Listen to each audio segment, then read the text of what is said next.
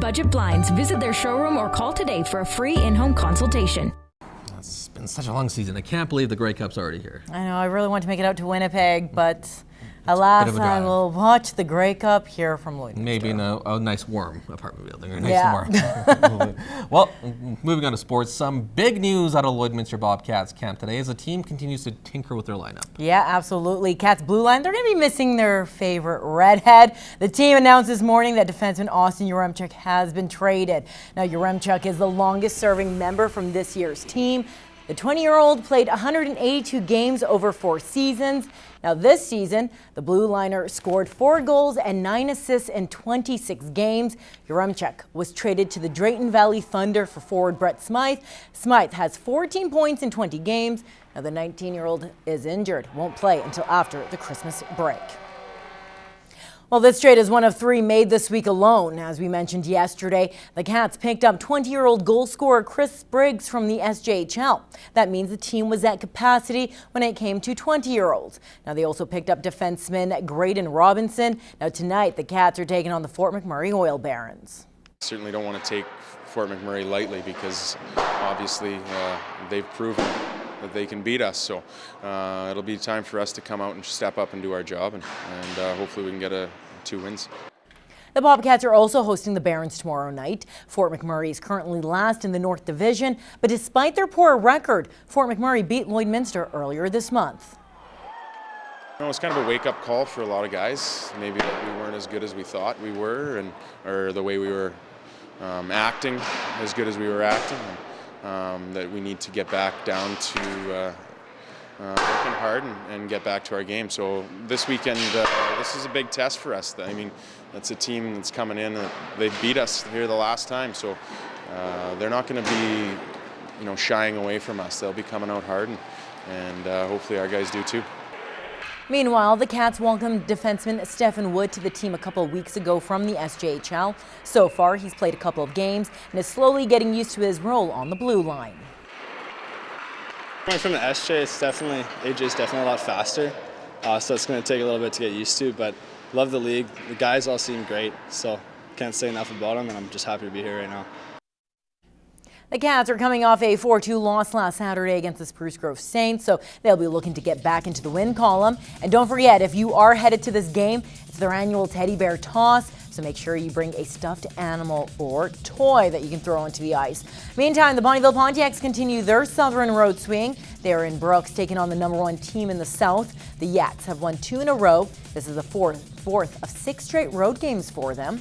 Forward Alden Dupuis has 4 goals and an assist in his last 2 games. Curling season is upon us, and our city is set to host some pretty good action on the pebbled ice starting tonight. The Lloydminster Golf and Curling Center is home to the Boundary Ford Curling Classic. 18 women's teams, including one from Scotland, will be competing over the next 4 days.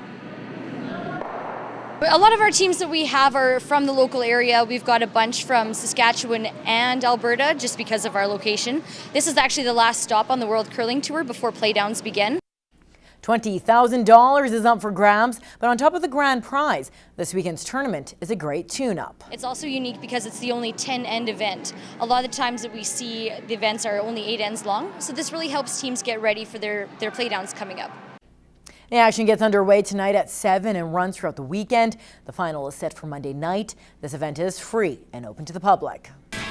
The long hours spent in the gym, at practice, and in the film room will culminate on Saturday for the Holy Rosary Raiders as the team enters their 2nd straight provincial final. But unlike last year, the Raiders have a different challenge, getting ready to face one of the most dominating programs in the province. Moses Wildu explains.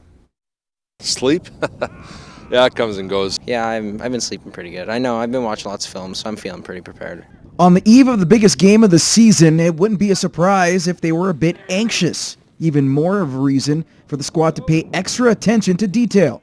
And that's what the Raiders have done this week, ever preparing, taking on the Cochrane Cobras, a team that has won 8 of the last 13 Tier 3 titles. They put up lots of points. They're kind of similar to us. They run a no huddle, and they have a really good defense. They got some big boys on their D-line and some really good DNs, so we'll definitely have to watch over. They're a fast team. That being said, they also have multiple athletes that go both ways, and we feel that we can wear them down, that by the 3rd and 4th quarter we can take control of the game and hopefully bring home that championship. However, in order to bring home that hardware, they'll have to eliminate the mental mistakes, which has become more present in each playoff game. In this sport, when you're scoring 6 points at a time, you can't lose your focus. You know, the score adds up quick, so we can control the offsides, we can control the holding, we can control those things, and that's what we're going to worry about. Stupid penalties, we've been taking those the past couple weeks.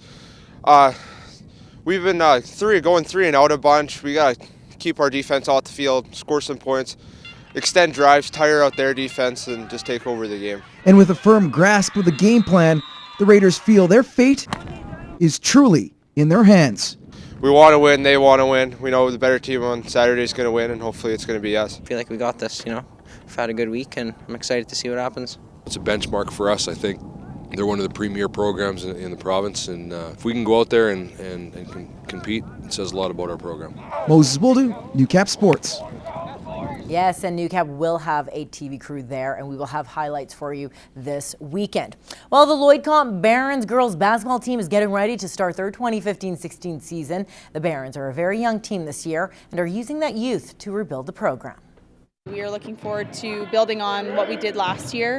Again, we have a young squad, but we are a higher skill base, I think, than last year. So we're starting off a little bit ahead of where we were.